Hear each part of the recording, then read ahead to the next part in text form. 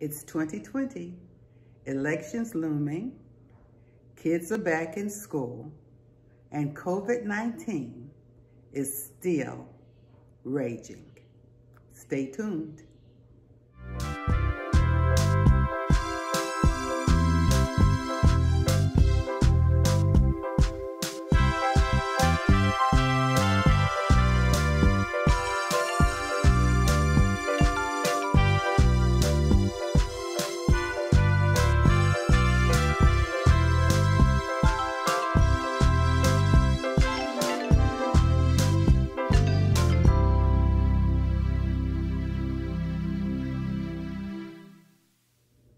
Welcome back to Pro-Life Praise.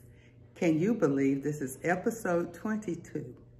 We started in March or early April. We planned the show and announced that we would be doing the show just when COVID came on the scene. And then early April, we began our episodes. So we're down to episode 22. That's amazing in and of itself. This episode now, I really meant to do it just at the beginning of the school year. It's a very unusual school year because many of the children right now are still sheltering in or being homeschooled and etc. Some of the schools are open across the country, some are not. I want to share with you very briefly right now a speech that First Lady Melania Trump made about education and the importance of children getting back to school. The first pillar of my Be Best initiative is children well-being and taking care of children's social, emotional, and physical health has never been more important than during the COVID-19 pandemic. The administration has worked around the clock to protect Americans from the coronavirus, but many challenges for children and families can be just as invisible as the virus and just as dangerous. When children are out of school, they are missing more than just time in the classroom. They're missing the laughter of their friends, learning from their teachers, and the joy of recess and play. For children with disabilities, without access to technology, or whose homes are not a safe place, the situation can be even worse. As the start of the school year gets closer, I encourage parents, teachers, and school to teach children about the importance of CDC guidelines and to implement them when appropriate. Children's mental health and social development must be as much of a priority as physical health. The same is true for parents. As we continue to come together as Americans to tackle these challenges, I'm honored that you could all be here today to offer your thoughts. I look forward to working with you to make sure that Americans' children and families can be healthy and thriving. Thank you very much. Well, we can see now, mid-September, that some of the kids are back in school. COVID bans still have some school buildings closed. Just before COVID-19 hit, President Trump met with students and religious advocates to announce new protections for religious prayer and worship in public schools. I don't know if you know that happened. That was back in January before the COVID restrictions really shut everything down in March. Why don't we take a look at that video? We are gathered in the Oval Office for the National Religious Freedom Day, something very important and very special, and special to me and the people that are gathered around me. This afternoon, we're proudly announcing historic steps to protect the First Amendment right to pray in public schools. So you have the right to pray, and that's a very important and powerful right. There's nothing more important than that, I would say.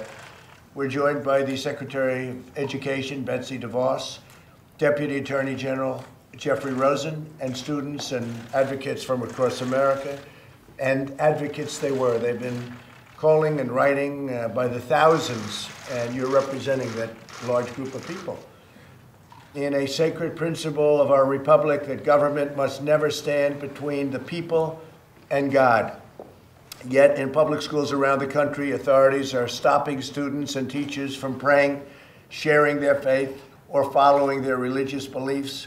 It is totally unacceptable. You see it on the football field. You see it so many times where they're stopped from praying, and we are doing something to stop that. That is why today my administration is issuing strong new guidance to protect religious liberty in our public schools.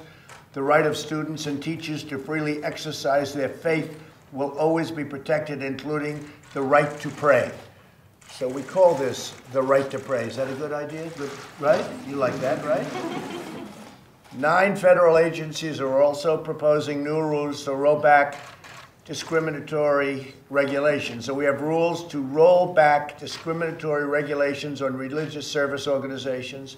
And earlier this afternoon, my White House released a new memo to make sure federal funding is never used to violate the First Amendment. With prayer back in public schools, to a certain degree, thanks to President Trump in January, there remains another major concern, and that's protecting our children from hypersexualization in the use of CSI curriculum in our K-12 schools, comprehensive sex education. However, we know now that the argument and discussion has escalated. I've got another little video to share with you on that subject. Teaching 10-year-olds the, quote, pleasures of sex. The folks at the International Planned Parenthood Federation apparently think that is a great idea. That group making the recommendation that's what we should teach our 10-year-olds in a new report titled Stand and Deliver. And by the way, they want that teaching to be mandatory. It is a suggestion that has critics calling Planned Parenthood a bunch of, quote, sex-obsessed adults. But is that fair?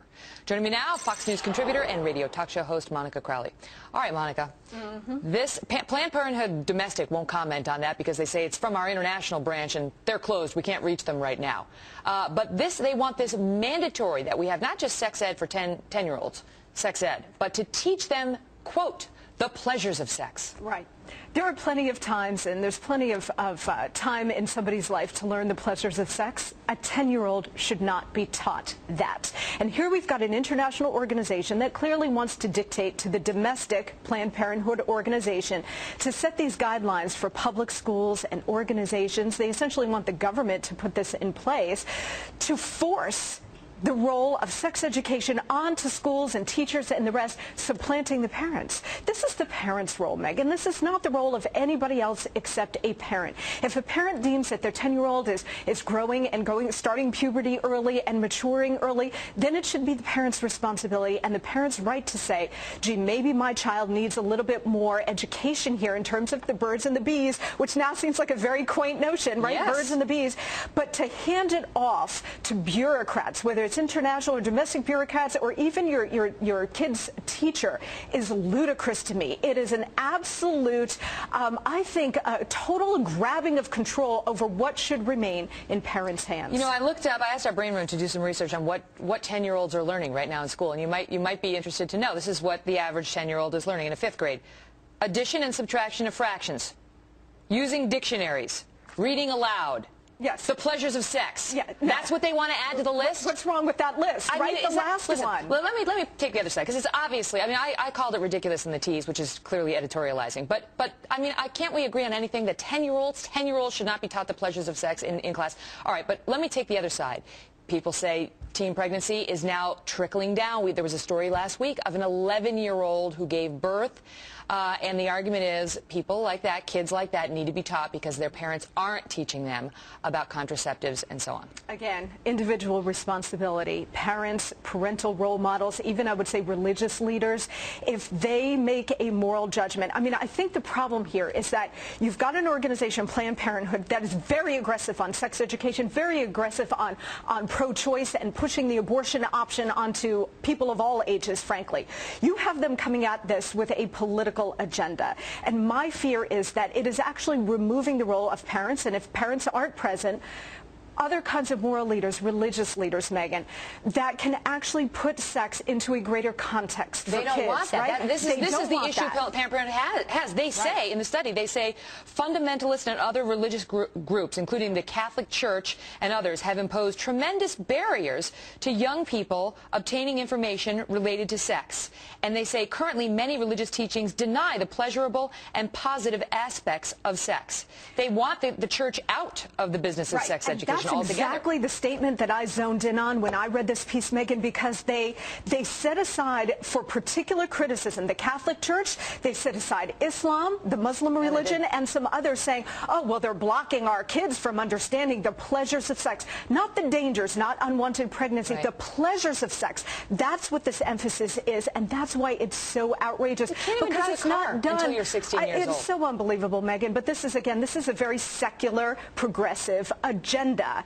And I think parents in this country, around the world, should stand up and say, this is our responsibility, because what we want to do for our 10-year-olds, our 12-year-olds, our 16-year-olds, our 18-year-olds, for God's sakes, is to give them some context for sex, whether it's religious, moral, values, religious, you name it. Yeah. But that is not present in this agenda. You know, we're going to stay on this. We're going to continue pushing the domestic Planned Parenthood for a statement on this. I mean, I think some people may think, all right, it's international, it's the Netherlands Minister for Development Corporation, this guy Bert Koenders, who is backing this. So let's find out how the domestic Planned Parenthood feels about this and whether they are as far out as this group is. Monica Crowley, always a pleasure, lady. Nice to see you. Thanks so much for being Megan. here. Well, you can check out Planned Parenthood's report for yourself by heading to our website. You can log on to foxnews.com, and the link is under the latest news tab, and we'll put a link on our show page for that as well. With prayer back in schools, to a certain extent, we can rest a little bit and begin to think about elective curriculum that lets the children even get a little information about the Bible or things like that. But you can visit Family Watch International, and they have quite a bit of information out there. That's for the adults, the parents, the grandparents. Family Watch International. And but some of the points that it makes is that it promotes kind of activities that should be reserved for adults for physical intimacy. And it's interesting that they're introducing all of these concepts to children from K through 12.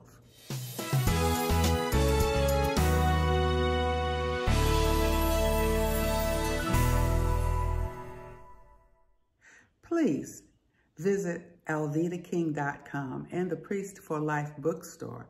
We have quite a few family books and children's books at both of those sites. So I'd like to encourage you to visit both bookstores this week. Thank you.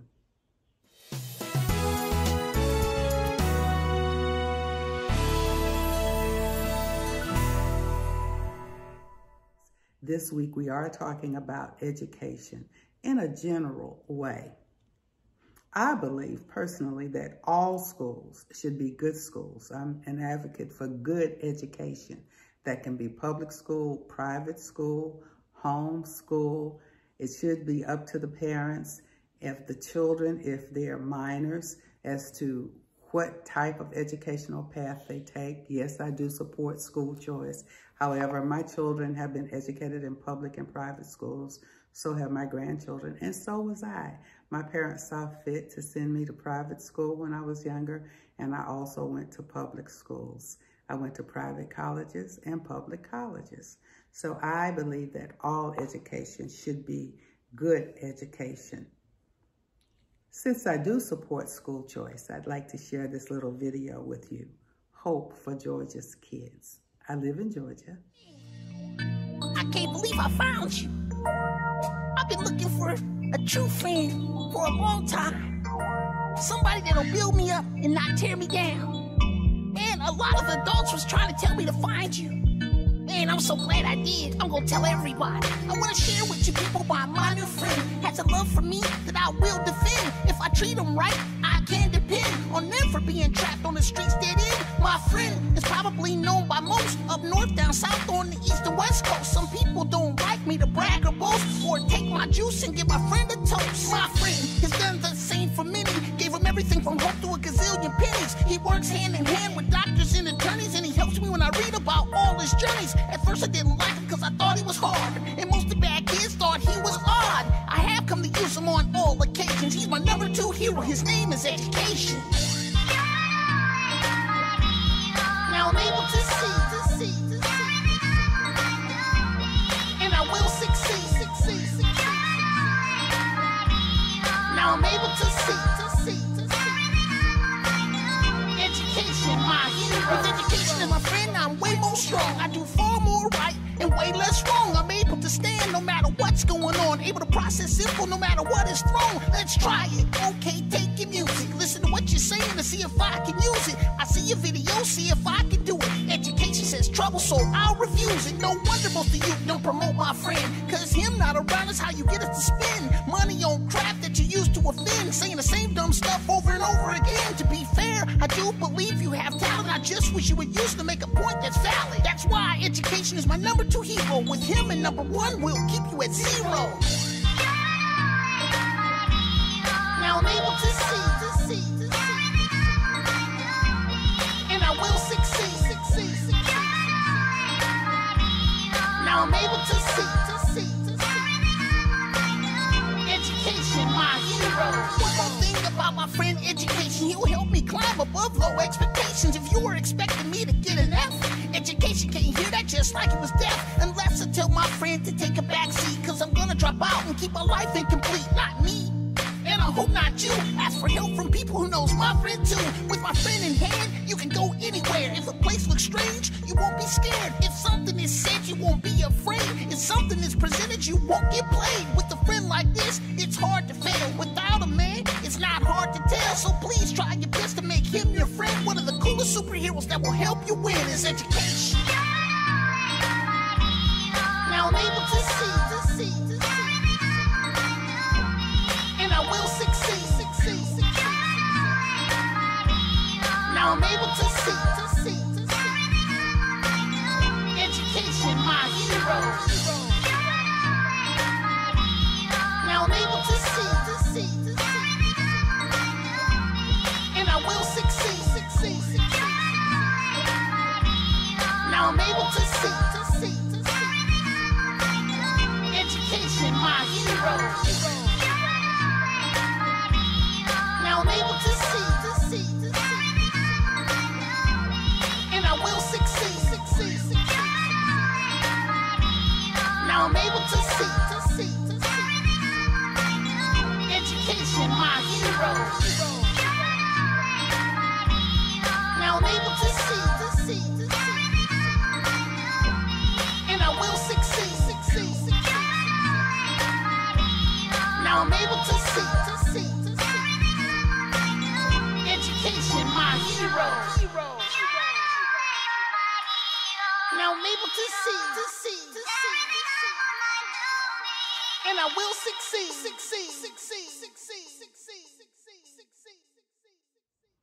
That was Phil Williams with the music video about education being a hero. I think this is quite entertaining. We've talked a lot about K through 12 education. However, there's education beyond K-12. And Mrs. Pence, Vice President Pence's wife, Second Lady Pence, has something to say about secondary or education beyond high school. So let's take a look at her video.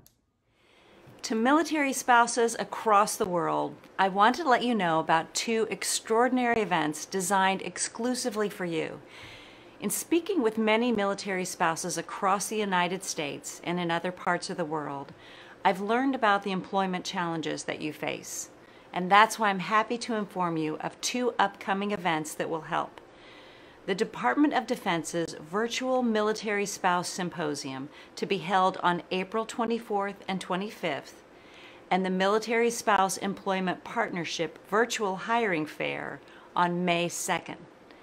Hosted by the DoD Spouse Education and Career Opportunities Program, or SECO, the Virtual Military Spouse Symposium is a free, 2-day virtual event with interactive sessions to help you prepare for your next job, whether you are just beginning your career or re-entering the workforce. The symposium will offer classes on how to conduct global employment searches, build your career, enhance your LinkedIn profile, and much more. And I also hear that LinkedIn plans to make a very special announcement during the symposium. The second event I'd like to tell you about is the first ever Military Spouse Employment Partnership virtual hiring fair to be held on May 2nd in honor of Military Spouse Appreciation Month.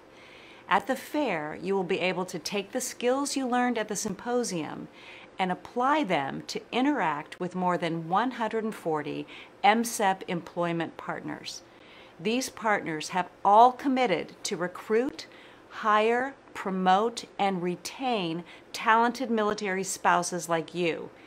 Many of the jobs available through MSEP are portable and are in many diverse industries and geographic locations, including overseas. You will have the opportunity to apply for MSEP positions, speak with recruiters and hiring managers, obtain resume reviews from a SECO career coach, and learn about other resources available through Military OneSource. You can access the symposium and the hiring fair from your computer or mobile device, no matter where you are in the world. So please, be sure to register for both today by going to myseco.militaryonesource.mil. Good luck. Second Lady Pence is an educator herself, and she cares a lot about education. We started out with First Lady Trump talking about education, and now the Second Lady. I think that's very important. It's also interesting to note that President Trump has supported historically Black colleges and universities. That's very, very important as well. I believe it was the African American colleges several decades ago that came out with a mind is a terrible thing to waste. I thought that was a fantastic commercial during those times, and that is actually very true. So here's a video of the historically Black colleges and universities. Well, university classes are back in session after President Trump's signing of a bill that permanently restores funding to historically Black colleges, which will be getting more than $250 million a year. Joining me now, Bethune-Cookman's University President, Dr. LeBrent Crite. Dr. Crite, thanks for joining us. Thank you. It's great to be here. Let's talk about this because there was a lot of anxiety about whether or not this funding will come through. $250 million. I mean, the Trump administration said they were going to do it. Are you surprised that they were able to get it through with bipartisan support? Yeah, I think a number of us were hopeful and reasonably optimistic, but I think it's safe to say that some of us were surprised with the permanence of it, the fact that this is geared specifically toward minority-serving institutions, Native American institutions, tribal colleges, Hispanic-serving institutions, and historically Black colleges and universities, which of course are, I mean, a permanent aspect of it helps you to do certain plannings. I mean, listen, there have been articles. Your school's struggled. No question. You've got some financial issues. $250 million in total, $85 million permanent funding for HBCUs. Many of us have begun to think about how do we whittle back the budgets because we were relying on this. So this is really historic and critical. It is an essential, though insufficient, component of long-term sustained funding that these institutions deserve. What went wrong? Was there over-reliance on government? What's happened here that all of a sudden it's a crisis when people read that student debt is at $1.6 billion, and yet you see the smaller universities, particularly historically Black colleges, struggling financially? No question. Look, there's a lot of universities, both Black and primarily white or traditional universities, that are really struggling now with the economics, the financial model, if you will, associated with higher education. These smaller schools are particularly vulnerable. That is especially the case for HBCUs, our funding streams, that is students who are often first generation, don't have the resources that others have. They are vulnerable to economic shocks and vulnerable to challenges in terms of covering tuition. Right. We pay the price for that. Can you sort of play a role also for the entire nation? Last year, there was an award given to President Trump. Kamala Harris was going to be a part of it. She protested, but is there a time to acknowledge, hey, no matter what party is in office, when they come through, Is there a role that maybe these universities, someone like you, can play to help you reunite the country, put an emphasis on education for all of Americans to be better? Absolutely. I appreciate the question.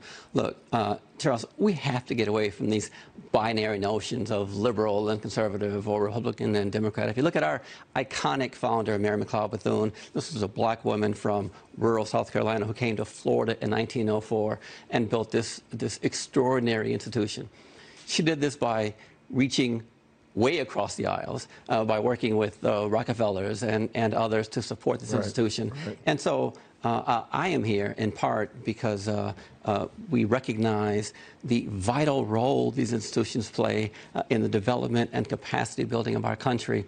And they warrant investment. And we are excited about working with all kinds of stakeholders who have an interest in our students and faculty. Dr. Craig, congratulations. It was a major step. I'm glad it's done, and we'll be keeping track of you. I appreciate it. Thank you for the time. Have to get you down to campus soon. We'll be down there. I want to thank you for joining me today for this chat about education on Pro-Life Praise variety show.